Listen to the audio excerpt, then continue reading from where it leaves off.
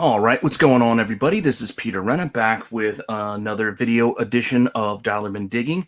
This is actually the video that I would have filmed for my selections last week. I didn't film a video initially, but I'm trying something out different, a little different this time out.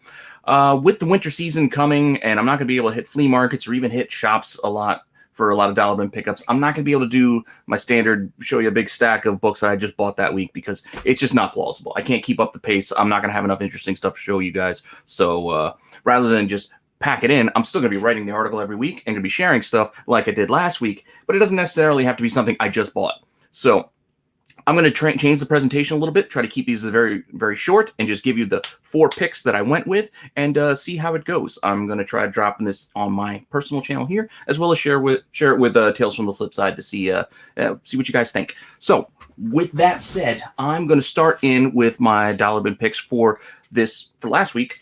And the first one I had was Mystic 15. I found out about this book through Topher, and it's True Firsts, that there's a little fun, sneaky little Easter egg appearance in this book, so that kind of got me on this thought process, and I did actually find that book as my lone dollar bin pickup last week. So that's what got me thinking about this topic. So I rolled with it and then came up with a couple of other options that kind of fit that similar kind of criteria of these weird little appearances that you wouldn't expect, these little Easter egg kind of cameos. So the first one, again, Mystic 15. This was a cross-gen book. I don't know, a lot of you might not remember or read cross-gen, but it was a nice little imprint for a while there. It's some great art, some good stories. I mean, I check it out, especially in the cheap bins. But this particular issue, again, magic themed, had a lot of magical characters appear. So we had, if you look at this layout, I love these kind of like Where's Waldo type montages. They throw things out, and there's all kinds of little hidden gems just in there. I'm not going to list them all because I don't want to get all the names wrong. So I'm going to just throw out some of the ones that I spotted. So we have, if you can see, Dr. Fate, sitting right there up near the bar. You got Doctor Strange a little bit down the way from him. I think that's Clea next to him. Then you go down to the bottom a little bit in the page. Hidden in the back there, you can see Morpheus, Sandman, kind of hiding there, as well as Promethea. And then you got Scarlet Witch, who we'll be seeing on Disney Plus soon. And then if you kind of sneak a look in the background, you have Mr. Mxyzptlk, and he's kind of sneaking up back there.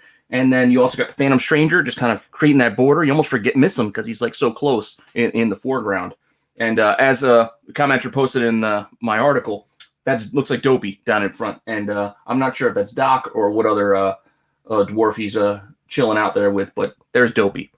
Sorry, I missed Dopey the first time.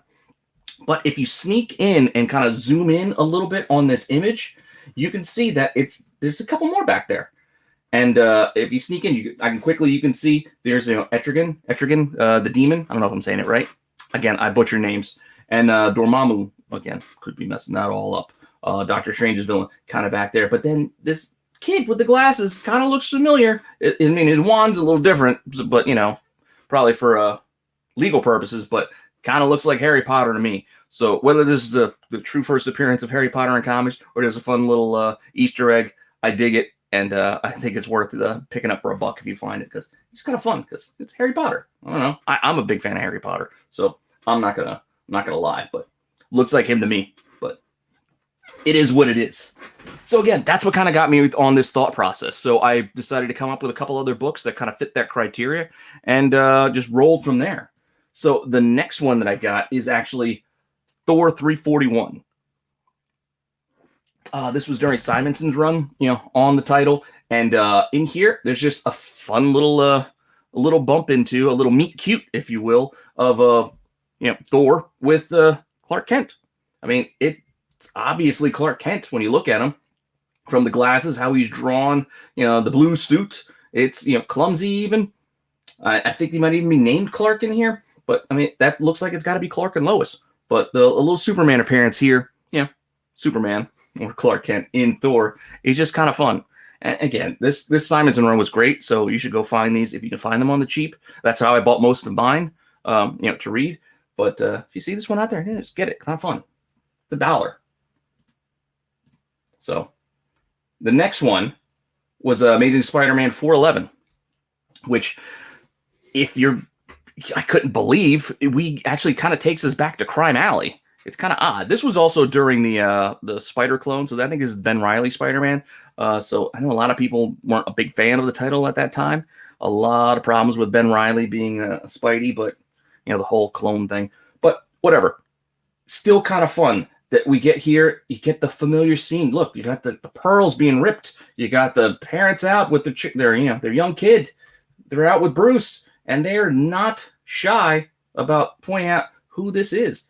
But in this case, Spidey saves him. So we don't get Batman. Batman is not created thanks to Spider-Man. But if you look, they kind of just put it right there for you. That they're not subtle about it. Like, you look, the kid, he's even got a Batman shirt on. Like, you can't be any more, like, in your face than that.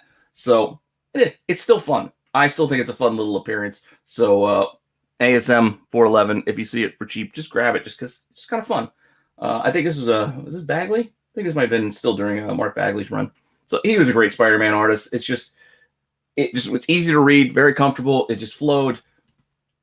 But hey, it is what it is. Just a fun little Easter egg again. Which takes us to our last one, which is another book that I see all the time in dollar boxes. And after that little pause, and that book is Spawn 10. This is the crossover with Cerebus. And the early Spawns, there are tons printed. Tons. You'll find them in dollar bins all the time. I mean, most of the ones have been picked out, and a lot of the 9s, because of Angela, are all gone, but a lot of the other issues, including number 10, are there. Now, why you care?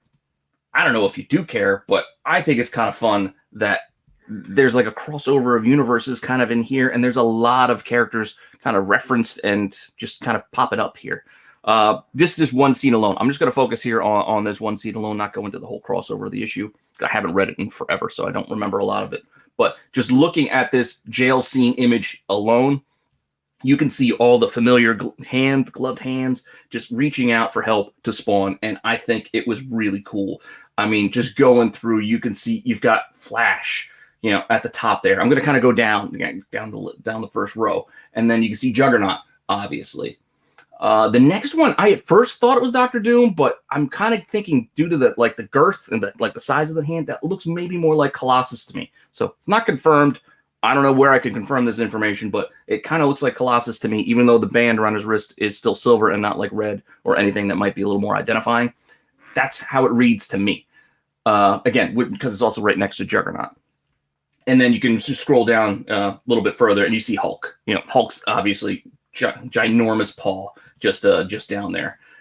And then if you kind of roll back up, we're going to go to the next row of the cage, and you can see that's obviously Superman. You got the blue suit, and then just the bare fist sticking out right there. And then right kind of sticking out of the same hole, you got the Amazing Spider-Man. Obvious, Todd drawing Spider-Man.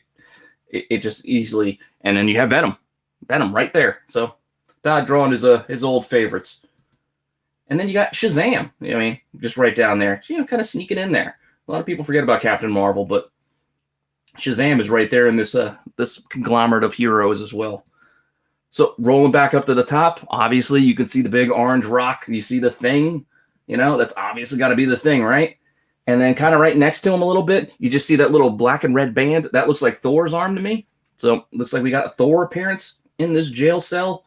And kind of looks like, to me, it looks like Beast. Maybe Dark Beast. I don't know. It's got a bluish furry look. That hand down below, it kind of looks like Beast to me, but I can't say it for certain. So I'm just kind of guessing that that's Beast. Roll down. Obviously, you can see Wolverine. He's got the blue glove, the claws, not extended, but you can see, where they're coming from. So obviously, that's got to be Wolverine, right? Obviously. So, and then you got Batman. As you can see, you can also see Batman's arm down there at the bottom as well. So kind of, sticking with that kind of area, right next to Bats, you can see that looks like Wonder Woman's arm with, her bracelets. Yeah, she deflecting her bullets, down there. And then you got Green Lantern. Looks like he's right there next to her, right next to Diana. And that yellow glove, just kind of stay on that bottom row. I'm guessing it could be Doctor Strange. I don't know a lot of heroes that have yellow gloves, but Doctor Strange did have them for a while. So that was my guess, that's Doctor Strange's yellow glove down there at the back. Could it be somebody else? Obviously it could, but that's my guess. The yellow glove, Doctor Strange. And then we go up a little bit there. I think it's our last hero in this crowd. We got Captain America. So you can see Cap's, this little frilled glove kind of sticking up there. So now the last couple, I think these are the villains that Todd kind of snuck in at the back. You can obviously see the Doc Ock arm, coming out. That's very, very obvious. As well as the Joker. You can see that purple glove and the purple suit, like just sticking out there. And then again, who I thought it was at first, I think this might be Doctor Doom's hand back here. It's a little more smaller. It's still an armored gauntlet, but it's not as big as the other one. So I'm thinking this might be Doctor Doom's hand on this side. So again, just fun stuff. Just fun stuff. I don't know if anybody cares, but grab this book just for that, just because it's kind of fun. You pore over it. You look at the image, see if you see who it is, and if you think I'm wrong and you think it's somebody else, tell me. Put it in the comments. Let us know, because I'd love to know who those could be too. Again, a couple of them, I'm just not sure about. They're my guesses. Most of them I think are pretty obvious, and we all can see it. But with that said, thanks for checking in. Just try to keep this kind of short, little 10-minute video or so. So I'm going to maybe try this out going forward. We'll see how it works. So if you guys like it, let me know in the comments. Please like and subscribe to my channel. Like and subscribe to Tails as well.